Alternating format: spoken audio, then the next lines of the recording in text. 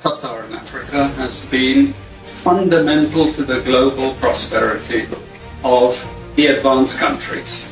And Africa had a role to play. It has a role as a raw material producer. We will not allow Sub-Saharan Africa to escape that. Okay, we do everything to keep Sub-Saharan Africa where it is, also impoverished. It's absolutely vital for the prosperity of everyone else. So let's get clear about that. Okay, and this means all the economic structures, all the global institutions, and the economics we teach everyone is all designed to keep Africa exactly where it is. And whether it is Europe or US or now China, it's always the same.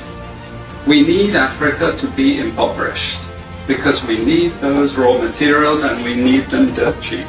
Okay, so that's the message. It doesn't mean to say that there's nothing Africans can do. Of course there is. This is what it's about. Because if Africa does do something different, I assure you living standards of all those in Europe and North America and Asia is going to fall. Okay? And that is a big price to pay. I assure you that the West is not going to allow that without a big fight. Okay, so the job of many Western academics is to convince Africans they have to keep doing what they're doing. Okay, and to show them it's your fault that you're poor. It's not our fault. It's your fault that you're poor. You know, so this is what we do in academic institutions. We know the basic forces that have caused this underdevelopment.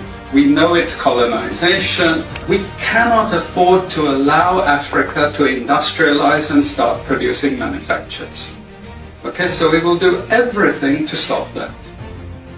And I'm going to show you how we actually block that. We had East Asian rapid industrialization processes. So in the earlier period, we had Japan and Korea and Taiwan. Okay, rapid growth, sucking in raw materials from Africa, driving up the prices. And after those countries finished industrialization, then Sub-Saharan African growth rate again fell. Sub-Saharan Africa is condemned to this role, just the supplier of raw materials, not a manufacturer. The currencies are collapsing of these countries, and many of them are Sub-Saharan African countries. After colonization ended, we needed new structures to keep these countries where they were. Okay? And the first of those is aid. Okay? We give them aid. Aid for what? Actually, we give them aid to keep repressive regimes in power. That's all. All the hypocrisy about transparency and democracy and bullshit like that, it's all bullshit. But it would go to country after country offering loans. And if the president did not accept the loan, they were killed. It's just economics. It's economic warfare. The rich declare war on the poor. It happens everywhere. It happens in a country. The rich control the government. Of course they do. You really believe you have democracy? Come on. I mean, grow up. Who has all the subsidies and income support? US, Europe. The largest budgets in the world for supporting their farmers are Europe and US.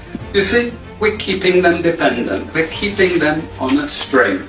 This next round of the WTO is designed to block that. To block anyone else getting on top of the